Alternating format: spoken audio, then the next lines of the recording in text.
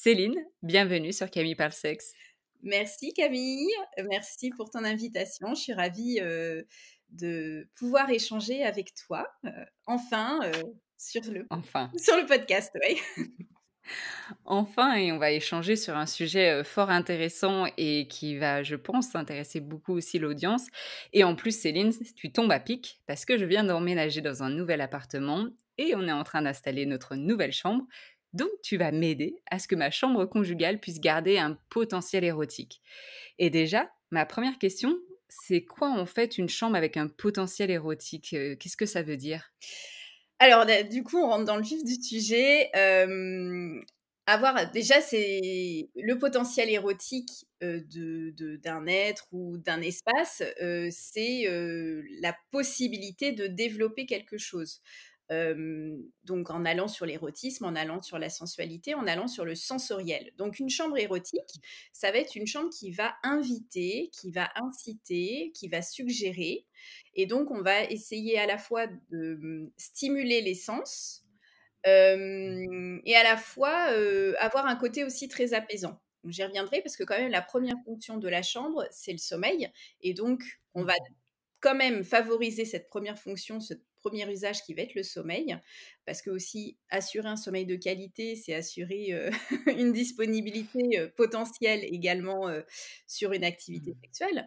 Mais on va aussi s'attacher à, donner, de des petites choses qui peuvent stimuler, la sensualité, déjà de soi avec son propre corps et pourquoi pas avec le partenaire aussi.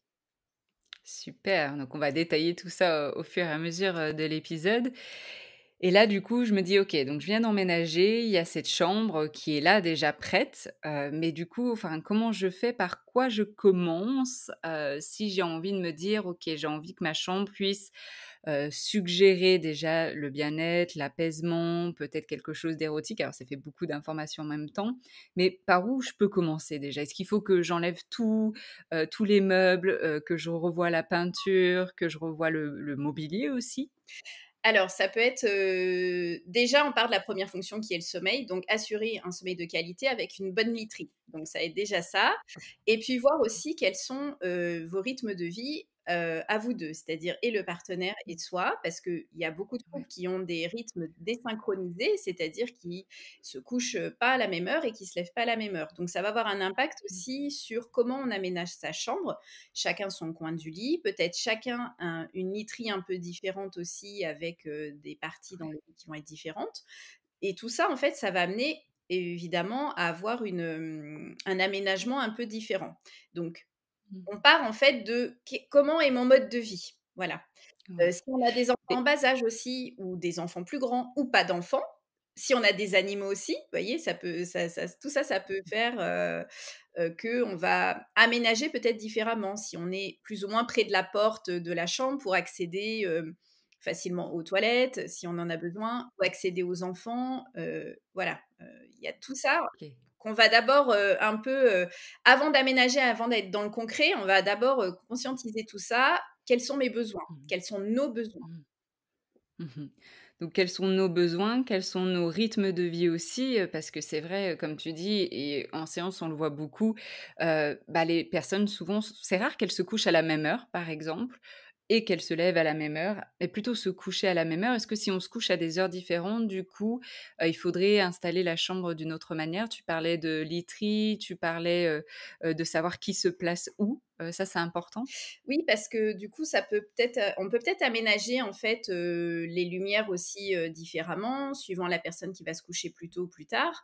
Tout ça, c'est dans un but d'éviter aussi les mésententes, et donc du coup, par la suite, s'il y a des mésententes, si par exemple, on grogne après son conjoint parce qu'il se couche trop tard et que ça nous réveille et cetera, bah, on sera moins enclin aussi à avoir un rapprochement physique.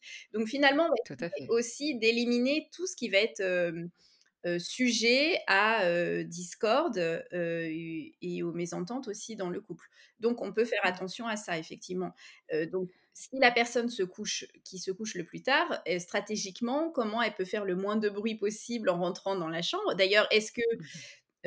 on dort dans la même chambre. Là, j'ai reçu un couple, Tout à fait. cette semaine, en fait, où ils font chambre à part depuis le début de leur vie, conjugale et en fait, ils sont super heureux, super épanouis et ils venaient pas me voir pour l'intimité d'ailleurs, en qui était pas problématique puisque du coup, ils s'invitent, l'un et l'autre pour un rapprochement érotique.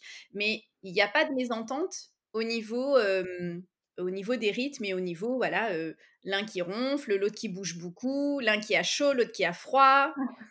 Ouais, exactement et c'est bien de le dire aussi, là, on parle de chambre érotique, mais on peut aussi très bien vivre enfin, dormir dans des pièces différentes et avoir une pièce ou un lieu où on se retrouve et donc ce lieu, effectivement, qui l'invite à la sensualité, à l'érotisme. C'est effectivement vrai aussi tout ce que tu dis, c'est aussi le respect de l'autre, le respect, bah, du sommeil de l'autre.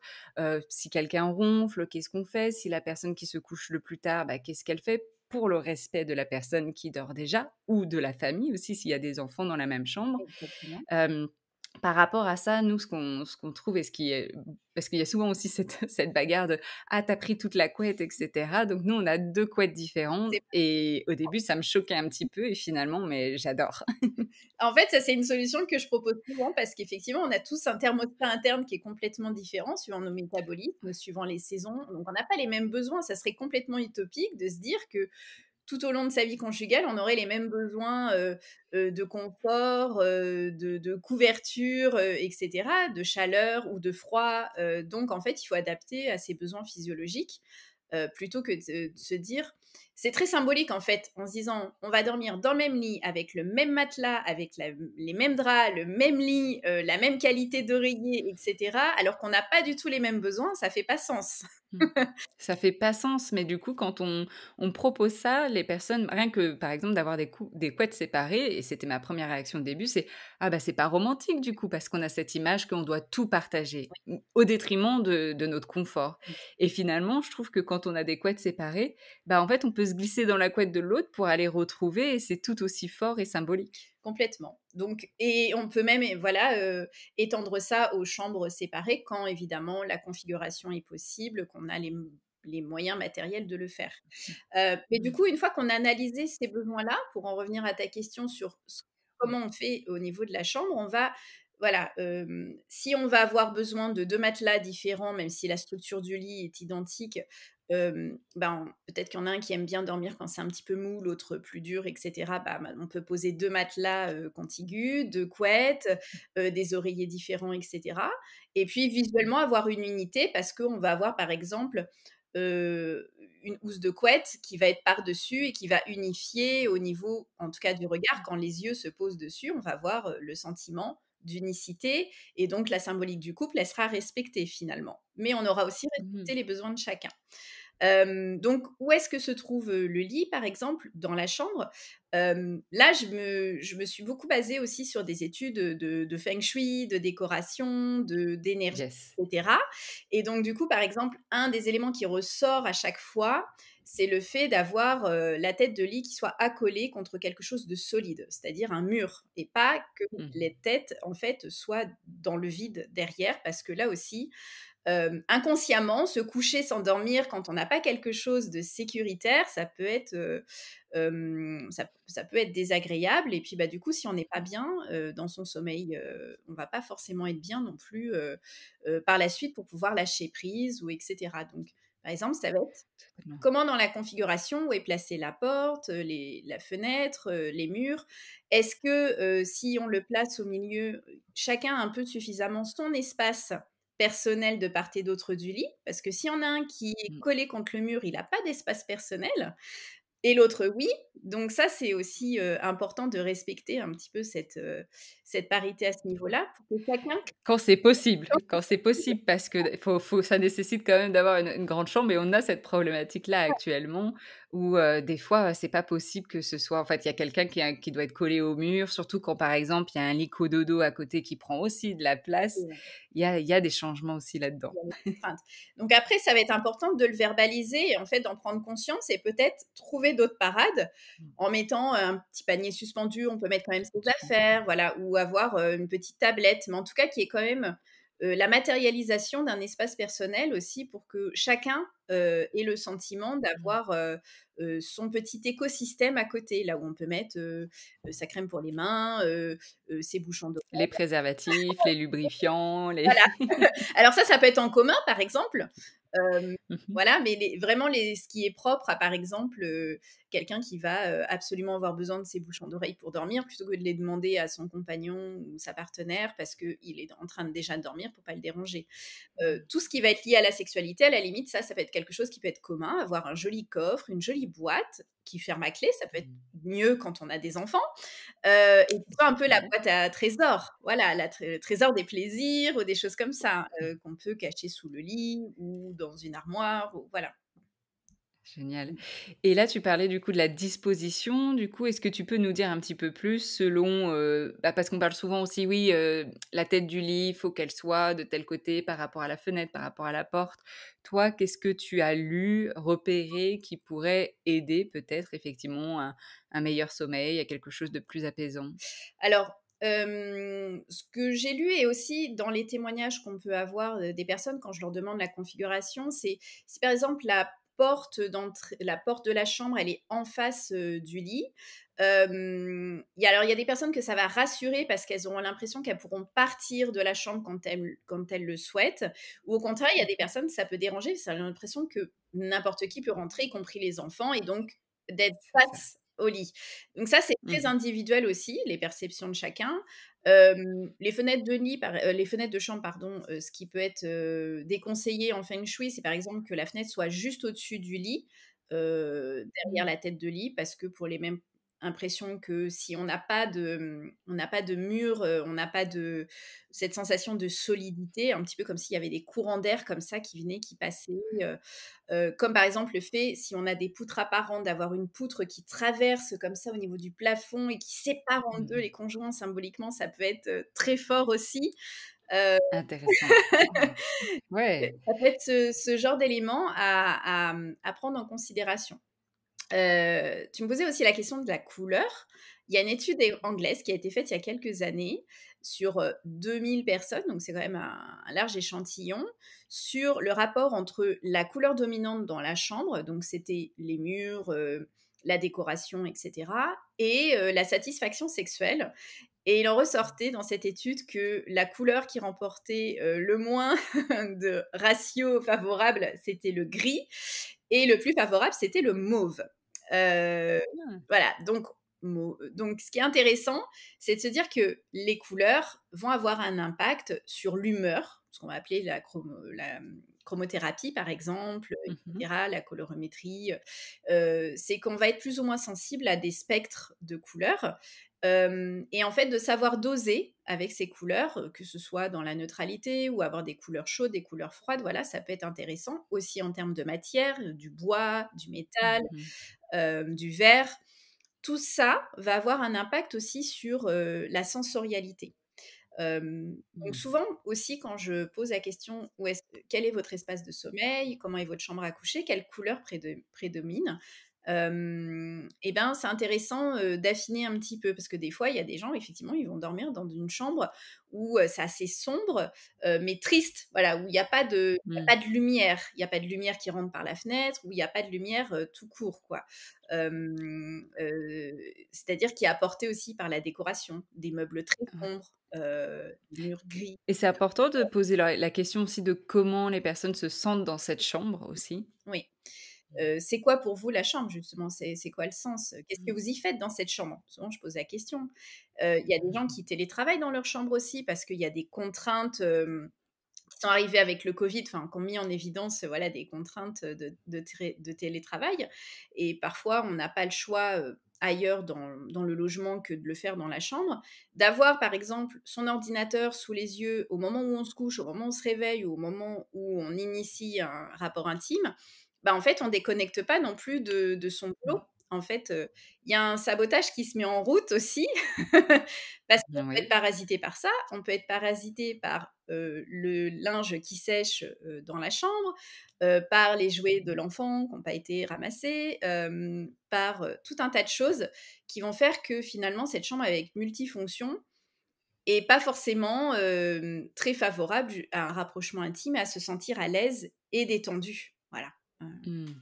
Au repos et à une sorte aussi de, comment de clarté dans l'esprit. Est-ce que tu dirais qu'une chambre plutôt minimaliste où il y a pas grand-chose peut être favorable à de l'intimité versus une chambre où c'est un petit peu multifonction et on voit, bah, dès qu'on pose son regard, on peut trouver plein de choses, soit par terre, soit sur les murs, quel est ton avis là-dessus? oui, alors en fait, quand on a des contraintes qu'on ne peut pas faire autrement, du multifonction, par exemple du télétravail et on n'a pas la possibilité de faire son bureau ailleurs, bah, c'est de trouver un moyen, de masquer en fait, quand on a fini de travailler, d'avoir, bah, je sais pas, un système de paravent, de rideaux, Mmh.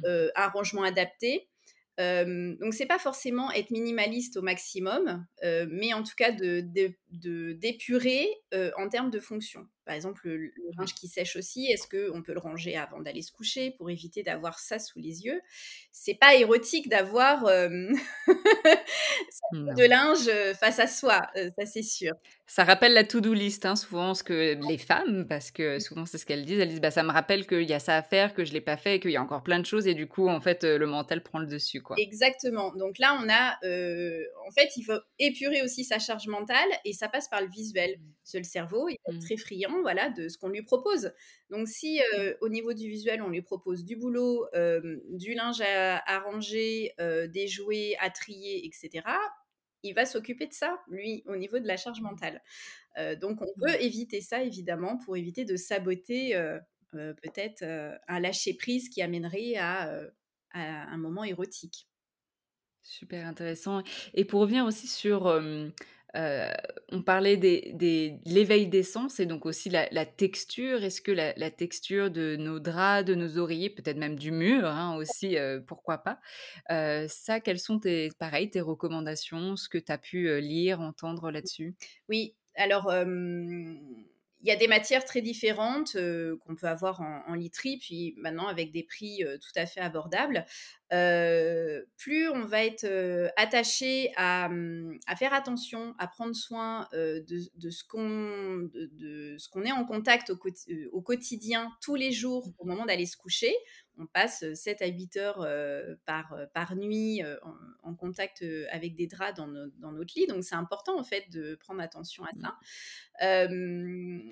Il y a des choses qui vont être satinées, il y a des matières qui vont être très douces, comme par exemple la gaze de coton, qui vont amener Mmh. un sentiment une sensation de légèreté, qui soit très agréable OK. en été, mais même en hiver, parce que en fait, cette fibre-là, elle laisse passer l'air, donc en fait, c'est très agréable, c'est vraiment très, très doux. Le gaze de coton, d'ailleurs, on en met beaucoup aux bébés, les langes sont en gaze de coton. Oui. Pourquoi à un moment donné, on Ah! s'arrête d'utiliser le gaz de coton Ah quand mais on est oui! adulte alors que c'est hyper En plus, agréable? mais oui, j'adore les langes en plus juste, de se couvrir avec. Je connaissais pas du coup, ça et c'est vrai que depuis, notre épisode, je me dis: «Non, mais il faut que je change, la lit enfin les linges» parce qu'on parle beaucoup aussi de la soie. Là, tu parles du gaz de coton Oui, que je connaissais pas, donc ça me donne vraiment envie d'investir parce que c'est vrai que finalement quand on prend conscience, on se dit: «Ah, c'est peut-être rugueux ou c'est peut-être» même sur la tête, l'oreiller, tu vois, des fois, tu as cette sensation que tu es écrasé et c'est pas confortable. exactement. Alors la soie, c'est intéressant au niveau des oreillers parce qu'au niveau du visage, ça va être agréable.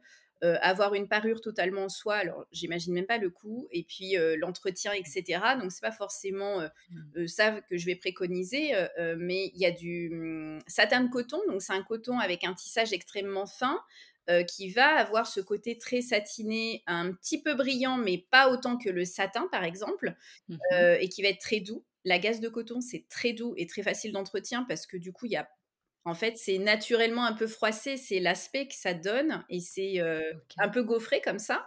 Donc c'est chouette, parce que si on va essayer d'optimiser, le coût, la charge mentale de Mmh mh. l'entretien et le rendu, Merci. sensoriel. La gaze de coton, elle coche toutes les cases. C'est pas mal. Génial. Bah, génial parce que en tout cas, moi, je connaissais pas donc ça se trouve, c'est pareil dans les auditrices, auditeurs donc gaze de coton, ça coche toutes les cases, que ce soit oreiller, drap, Tout à finalement. fait, ouais et OK. hem et en termes de motifs, de couleurs, ça va être aussi, intéressant de se dire, voilà, est-ce que on va pas mettre des motifs partout, à la fois sur le linge de lit, à la fois sur les murs. Voilà, essayer un petit peu de soit de se faire accompagner en déco si on n'est vraiment pas bon, soit d'essayer de s'élaborer un mood board, voilà, avec, les décos, qui nous inspirent et cetera et d'en parler avec son partenaire. C'est aussi un projet de couple. Mmh. En fait, érotiser sa chambre, c'est érotiser aussi son couple. Donc des fois, quand il y Oui. a j'ai des couples qui arrivent même en thérapie où on parle pas, forcément de sexo, je leur pose la question de leur logement et cetera et quand, par exemple, ils viennent d'emménager et qu'ils ont pas encore investigué leur chambre, je leur dis: «Bah, voilà, votre boulot, ça va être votre projet commun, c'est votre chambre. Mmh mh. Vous allez devoir vous Mmh. mettre d'accord, voilà, sur tel et tel point et en fait, c'est très fédérateur. Donc c'est intéressant aussi de dire que la déco, qui est souvent associée à un univers un peu féminin, c'est les femmes qui vont prendre en charge ça. Maintenant là, on va être fédérateur dans le couple aussi pour ça. C'est ce que j'allais dire, parce que finalement, qu'est-ce qui se passe dans un couple et on peut souvent l'entendre où, le partenaire va dire: «Bah, moi ça m'intéresse pas, fais comme tu veux quoi, peu importe, je suis OK avec ça». Toi, tu dirais plutôt que, bah, non, la personne doit s'investir aussi, que ce soit un projet vraiment de couple avec des discussions et qu'ils puissent faire la démarche aussi, d'aller regarder ce qui pourrait être intéressant. Exactement. Parce que, bah, là, c'est chacun, va prendre, part, donner son avis. En réalité, tout le monde a un avis sur la couleur qu'il aime, sur, les textures, tu parlais des murs et cetera. Il y a des petites anecdotes aussi un peu rigolotes, quoi. Ici à Vas-y. Bordeaux, on a, beaucoup de maisons en pierre apparente, mais la pierre, d'Aquitaine, elle est un peu friable et donc si elle est pas bien traitée, heu, du coup, c'est là où je veux en venir. Ouais, En aïe, aïe, fait, aïe. voilà, des couples qui peuvent, un peu, dans le feu de l'action, s'accrocher au mur et d'avoir, les mains toutes râpées ou d'avoir un Mmh. peu le mur qui s'effrite dans le lit parce qu'en fait, le mur est pas forcément, été Je connais cette sensation. Hem, donc finalement de se dire: «OK, le mur, ici, est-ce qu'il est viable pour, avoir notre lit?» ou la tête de lit qui tape contre le mur et qui fait un bruit pas Oui. possible. Il y a ça aussi. Comment est insonoriser la Yes. pièce? Qu'est-ce qu'on peut faire de ça, par exemple, alors il y a plusieurs choses qui me viennent en tête, là, je te l'ai dit comme ça. Mmh, C'est vrai que quand j'imaginais le mur, je me disais, bah, quand je rentre dans la chambre, tu vois, juste de toucher, de mettre mes mains contre le mur avec une sensation, qui invite, déjà rien que là, ça me donne des frissons de me dire: «Ah ouais, peut-être on pourrait avoir, sans dire que ce soit tout le mur, mais une sorte de» je sais pas comment tu appelles ça, mais de quelque chose avec une texture et tu nous diras un petit peu plus là-dessus et puis ensuite, effectivement, la tête de lit, ça qui revient souvent mmh. où, bah, ça fait boum, boum, boum, boum quand on est dans les rapports intimes donc merci le voisinage. Là, qu'est-ce qu'on peut faire si on a cette tête de lit? Est-ce qu'on peut mettre, je sais pas, un drap entre, qu'est-ce que tu, préconises? Ouais, alors déjà, il y a des têtes de lit qui vont être matelassées, donc c'est celles qui vont faire Mmh. le moins de bruit parce que du coup, ça amortit, voilà. C'est pas du bois Le son. contre, une matière, rigide également. D'ailleurs, petite parenthèse, en feng shui, on déconseille fortement, le métal dans la chambre à coucher, parce que le métal, c'est Oui. froid, donc les structures de lit en métal, voilà, sont pas préconisées en feng shui, par rapport à ça, qui véhiculent pas une bonne énergie, ni pour le sommeil, ni pour l'intimité. C'est pas érotique. Intéressant et on sait aussi que la majorité, je sais plus où j'avais lu ça, mais que la majorité, en fait, des personnes, en tout cas en France, s'équipent avec du mobilier IKEA. Donc on sait qu'IKEA, c'est quand même plutôt, du bois, même si c'est du faux bois, enfin, je sais pas comment on appelle ça, mais donc plutôt ce matériel-là et c'est pour ça que, du coup, ça me venait en tête puisque, bah, c'est souvent ça qui fait du bruit Oui. aussi, hein. Ça peut, grincer, ça peut, cogner contre le mur. Alors Qu'est-ce qu'on peut faire si on n'a pas de justement, si on a ce mobilier-là? on peut mettre des petits patins, ce qu'on trouve pour mettre sous les pieds des chaises, des tables pour éviter de marquer le parquet, par exemple. Bah, ça, on peut le mettre au niveau des têtes de lit de l'autre côté, côté mur pour voilà, ça Belle idée. voilà. Donc c'est en feutre en Mmh. général, où on achète, de la feutrine, et on se fait, son petit, son contour de tête de lit côté mur pour amortir.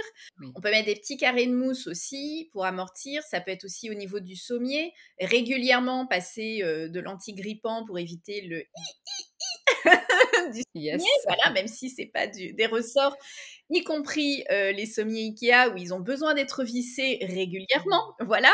Mmh mh. Ou alors investir aussi dans des sommiers, tapissiers, donc qui sont des sommiers, à l'ancienne, hein, mais qui sont du coup, Mmh. qui ne font pas de bruit parce qu'ils sont fixes. C'est une structure totalement en bois et qu'on trouve aussi d'ailleurs à Ikea et par contre qui vont nécessiter, un matelas plus épais parce que du coup, on n'a pas l'amorti qu'on peut avoir avec un sommier à latte. Mais si on veut éviter Mmh. vraiment les bruits de lit, je conseille les sommiers tapissiers ou alors de pas avoir de sommier et d'avoir le lit posé directement au sol, par exemple aussi. Mmh. Voilà. OK, super. Il y a plein d'autres questions qui me viennent, mais je voulais revenir du coup sur cette entrée-là, moi vraiment que j'imagine et de toucher le mur. Est-ce que ça, par exemple, tu peux dire, il y a un petit peu, tu sais, ce qu'on fait avec, des fois les bébés où on leur crée, différentes, avec des livres ou avec, pareil des boards où on leur crée différentes sensations.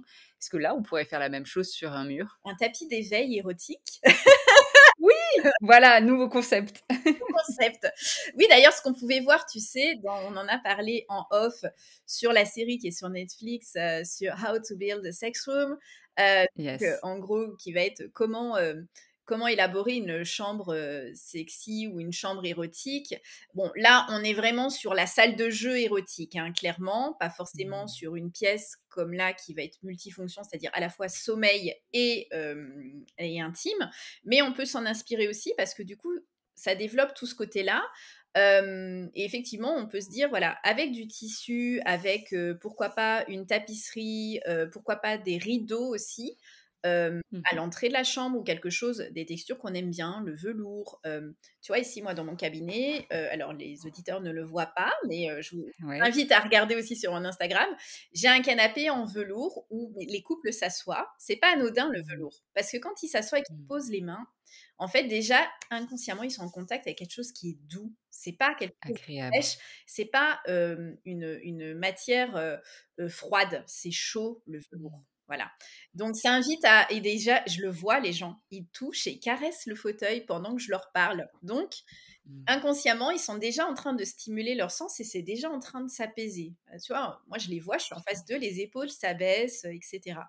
Donc on peut penser à la même chose dans sa chambre en ayant, dès l'entrée, oui, de la chambre, pourquoi pas, soit, ça peut être un fauteuil à l'entrée aussi qui va être en velours ou un Mmh. rideau, Un tapis? un tapis. Un tapis, tu sais, quand on marche pieds nus dans sa chambre et qu'on la première chose qu'on sent, c'est justement cette texture-là qui invite, qui repose, Mmh.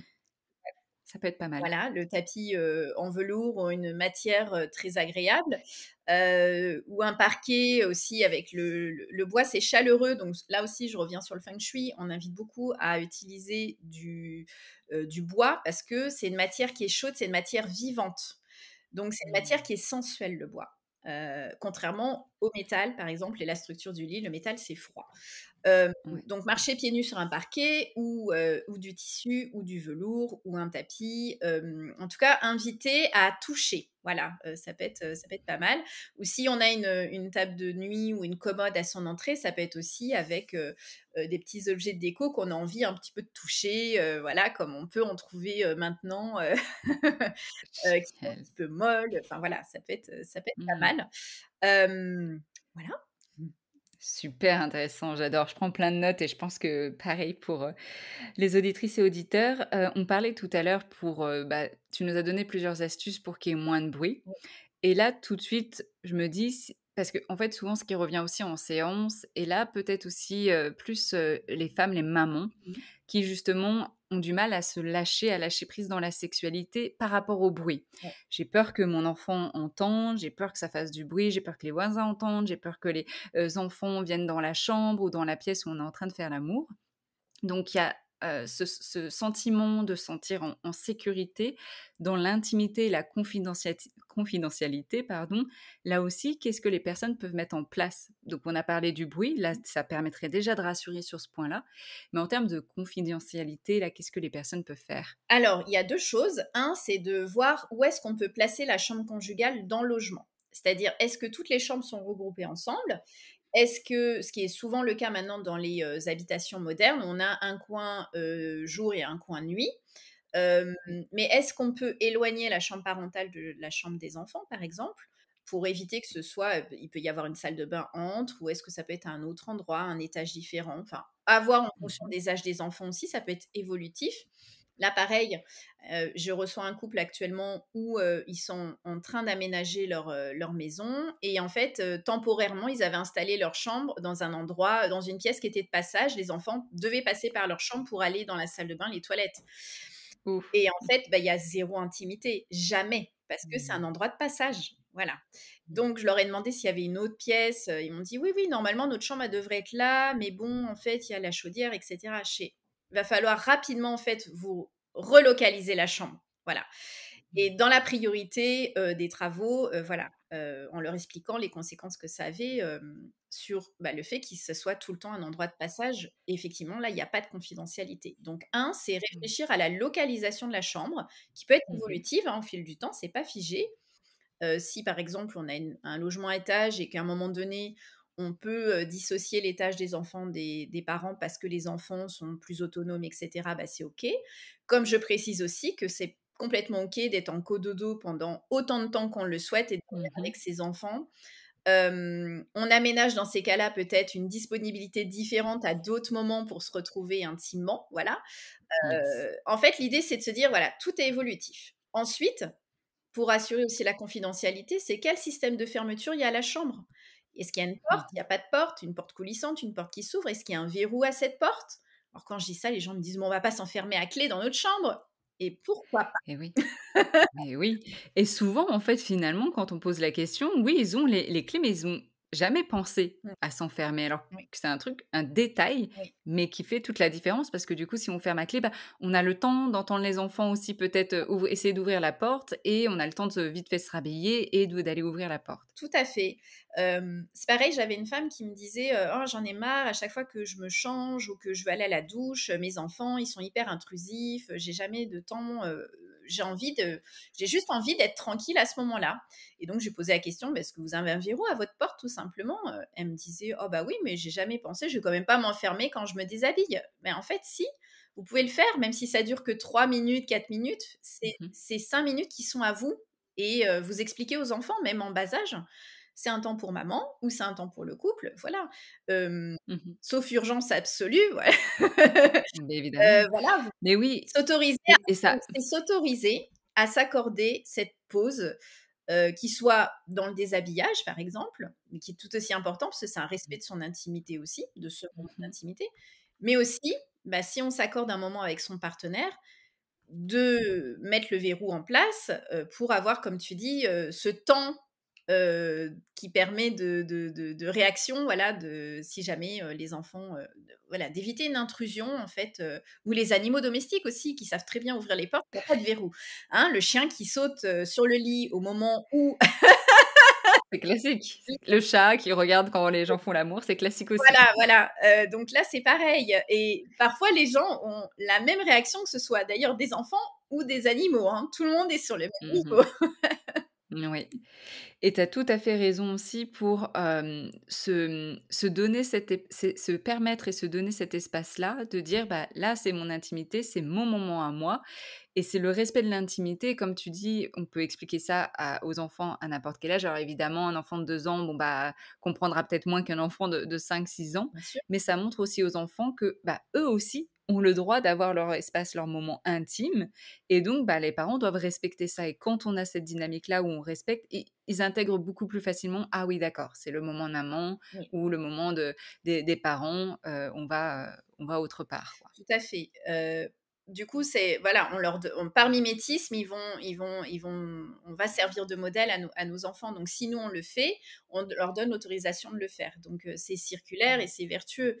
Au même titre que ça permet aux enfants aussi de comprendre et commencer à dissocier que le corps de papa ou de maman, c'est pas que un corps d'un parent, c'est aussi le corps d'une personne à part entière. Et donc Mmh. ça permet, de commencer à autonomiser la différenciation, voilà, le corps, de l'adulte, le corps d'un homme, d'une femme, le corps, du parent, et son propre corps aussi. Ouais, tout à fait et pour souligner aussi, parce qu'il y a des personnes qui nous écoutent aussi et qui sont dans l'homoparentalité, donc ça peut être voilà, on parle de papa, maman, mais bien sûr, il peut y avoir de maman, il peut y avoir de papa, il peut y avoir aussi des parents solo, Oui, mais ça vaut pour tout le monde cette complètement, intimité, bien ce sûr. respect. tout à fait. Quand j'ai fait moi-même, j'avais fait une étude, en fait, sur l'usage de la chambre et coucher. Je posais la question justement, c'est quel est l'usage que vous en faites, si vous avez des enfants? Et ce qui revenait souvent, Mmh. c'est que c'était un lieu de retrouvailles, notamment le week-end. Donc tout le monde se Mmh. retrouve dans le lit, des parents parce que c'est un moment Les meilleurs moments. voilà. Et donc il y avait certaines personnes, parce qu'après j'ai passé des entretiens qui me disaient: «Bah, du coup, moi je l'assimile tellement à ces bons moments de retrouvailles que Mmh. j'assimile plus du tout le lit comme étant un endroit érotique». Mmh mh. Donc évidemment, je ne dis pas il faut plus se retrouver au niveau familial, mais le prendre en considération et de se dire que, bah, l'histoire du verrou, ça peut être important aussi pour s'accorder peut-être de temps en temps des moments où il y aura que, le couple, que à 2. Ou alors Mmh. d'investiguer aussi, l'intimité autrement, le canapé, le Tout à fait d'autres endroits et de la c maison loc aussi, voilà, hem, mmh pour évo D'autres endroits de la maison et il y a des couples aussi où, comme tu disais, qui, par exemple, bah, c'est un peu l'empreinte de la famille, le lit mmh, et il y a un couple qui disait: «Bah, nous, du coup, quand on va avoir, nos rapports intimes, bon, bah, on met le verrou, on ferme à clé et on met un nouveau drap, un drap qui est spécial pour notre intimité qu'on va enlever après». Mais ça leur permettait de faire, une séparation et d'entrer plus facilement dans l'intimité. Donc c'est aussi ça l'idée pour les personnes, c'est vraiment que vous fassiez votre endroit cocooning, votre bulle où en fait l'extérieur ne compte plus et que ce moment-là présent. tout à fait et en plus, ça peut être, une sorte de mot de passe, de code entre, bah, les 2 partenaires. Du coup, de quand on met, ce plaid ou cette couverture, ça signifie que voilà, l'un ou l'autre, on a envie d'un moment érotique. Ça suggère qu'on ait envie de ça, au même titre que, d'avoir de la lumière tamisée, la possibilité d'avoir de la lumière tamisée ou de mettre, de la Mmh. musique ou des choses. Et Oui. ça, en fait, ça peut amener aussi à suggérer, de l'intimité dans son couple, sans que ce soit Mmh. verbalisé, «Chérie, ce soir, on fait l'amour». Mmh.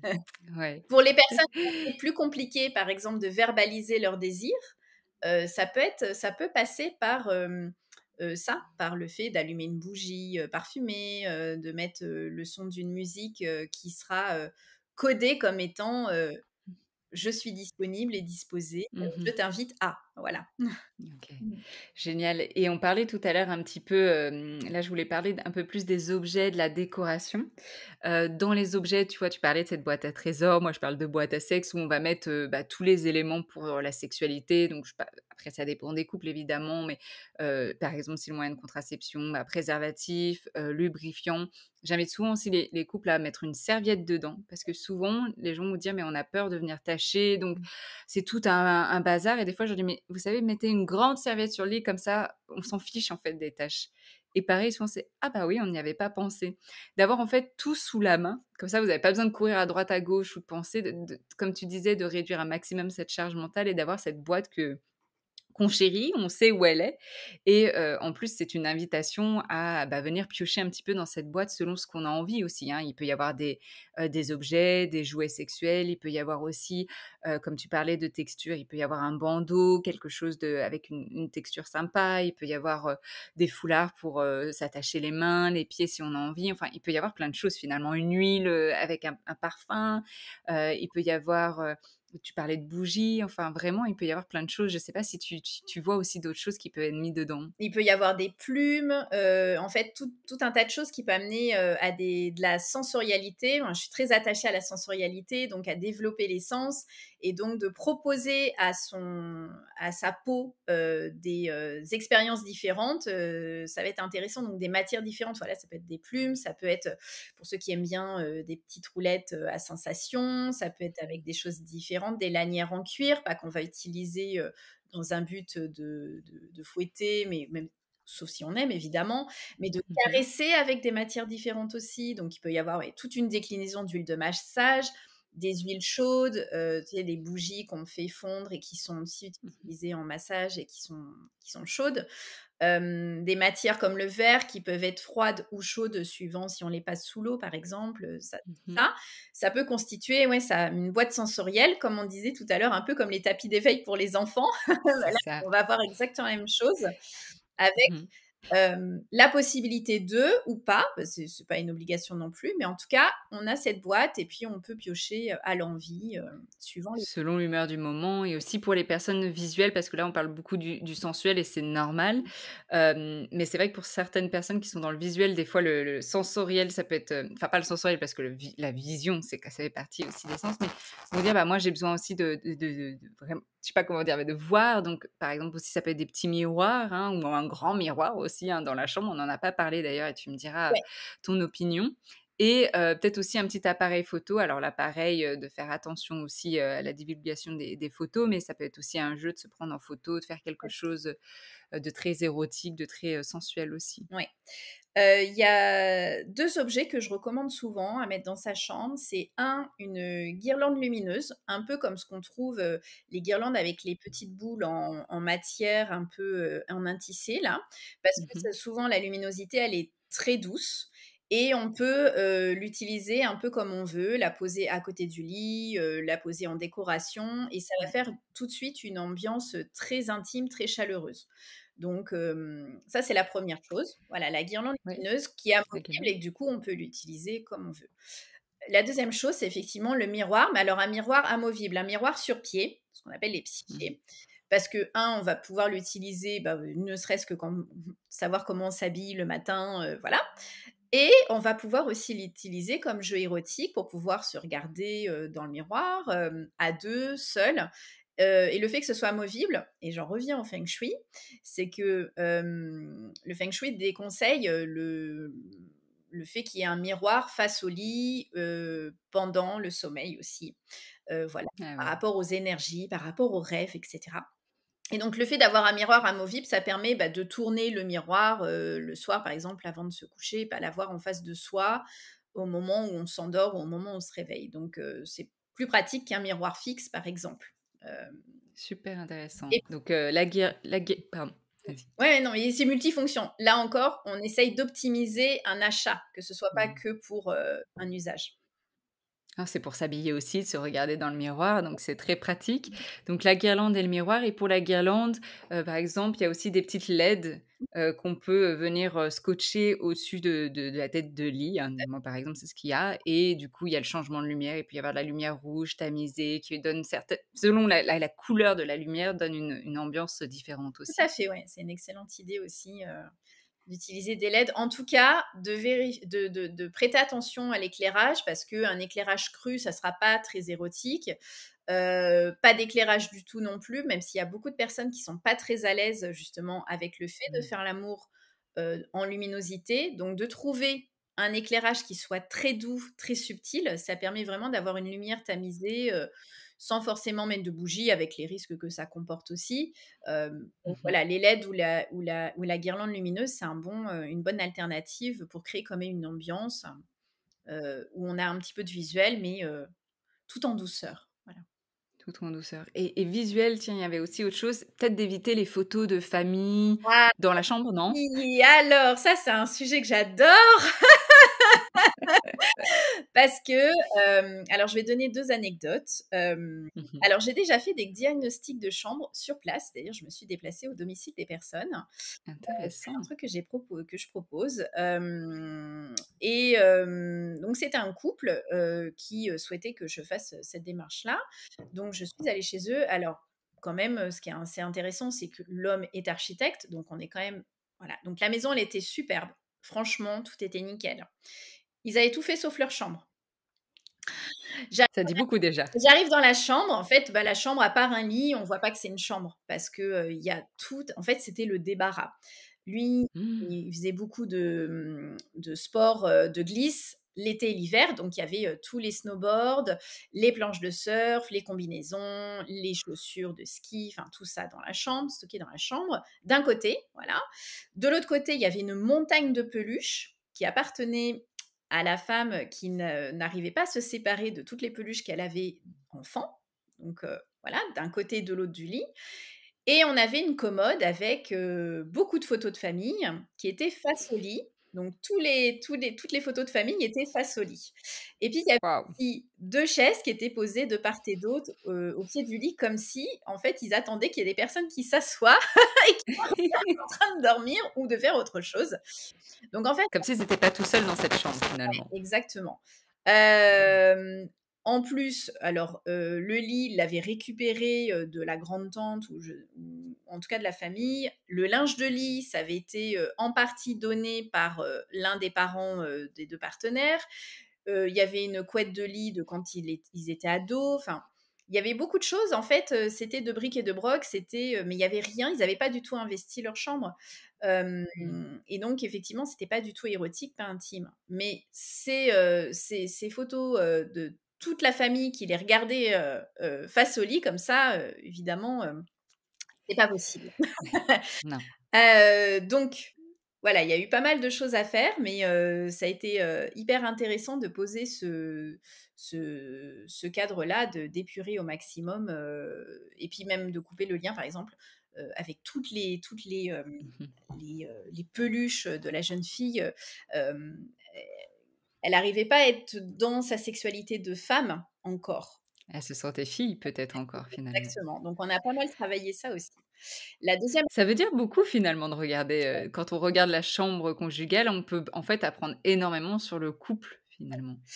Et la deuxième anecdote, dont je veux te parler, qui est, moins légère, mais enfin, mais très symbolique et très importante, c'est que j'ai reçu un couple, qui, ont perdu leur enfant, à 1 an et demi, d'un cancer, et ils avaient, conservé les cendres de l'enfant et en fait, les cendres de l'enfant étaient conservées sur la table de nuit de la femme. Mmh. Elle dormait, son fils dormait avec elle, en fait. Et en face de leur lit, il y avait un énorme, tableau de leur fils, à la naissance. Donc en fait, voilà, c'était un Mmh. mausolée de leur fils.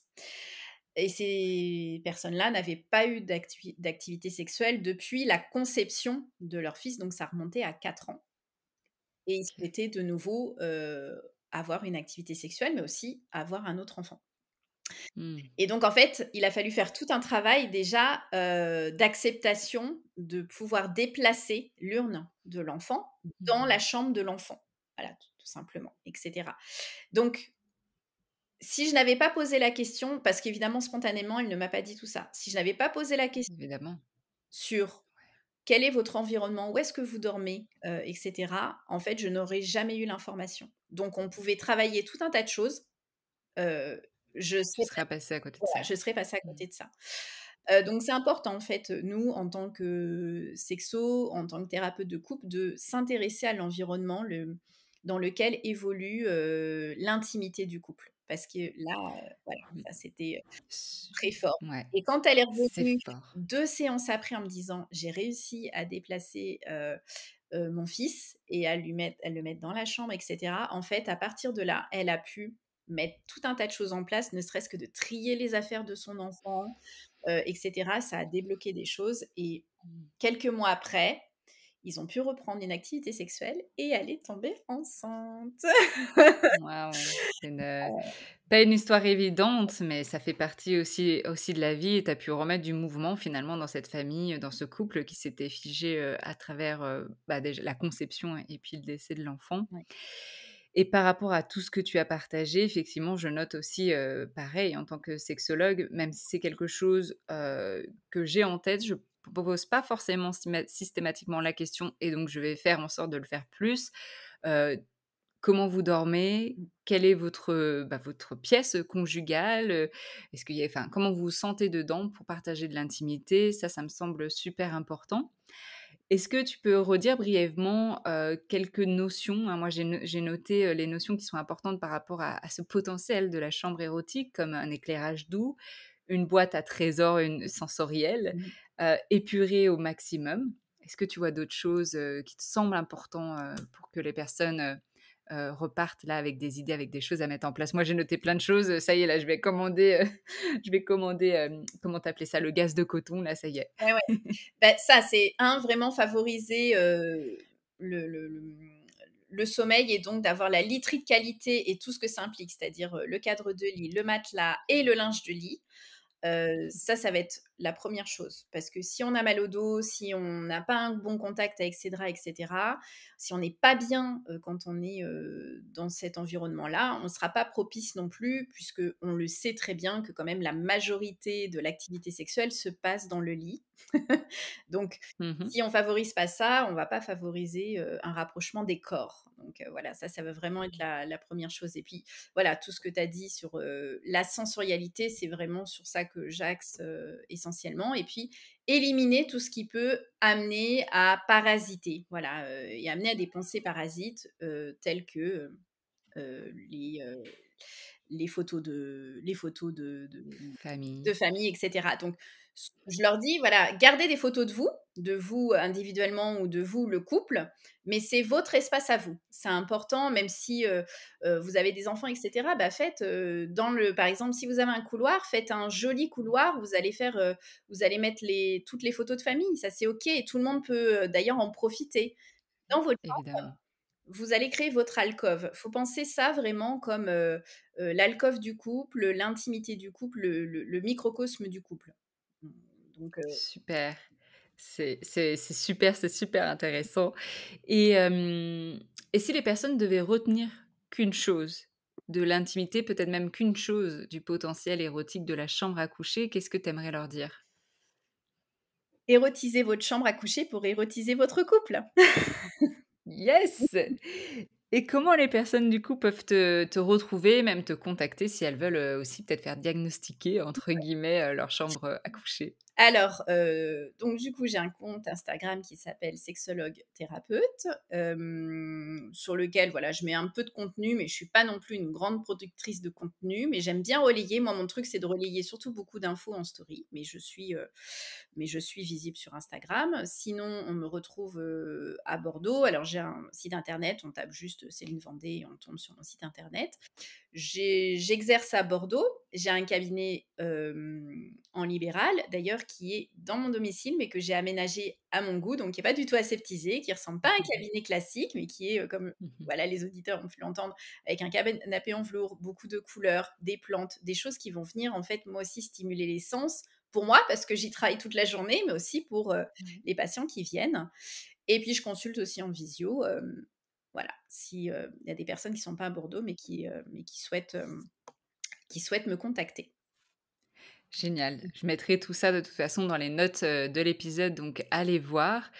Merci Céline parce que c'était très inspirant. Moi ça m'a donné je repars avec plein d'idées. J'ai envie de faire, d'aller sur Pinterest, là, faire mon mood board, de faire des commandes et de vraiment mettre encore plus de sensorialité, dans cette chambre, dans cette pièce en tout cas, pour inviter à de l'érotisme, de la sensualité encore plus. Oui. Donc merci beaucoup Céline. Bah, merci pour ton invitation Camille. Je suis ravie que ça t'ait inspirée, et je souhaite voir, le résultat évidemment. Fais-nous un avant-après. Ah! Bon, ça sera en privé. Je reste, justement, ça, c'est de l'ordre de l'intime, c'est quelque chose que je chéris, donc c'est cocooning, mais je te l'envoie en privé. Avec grand plaisir. Merci Camille en tout cas. Merci, salut. Salut.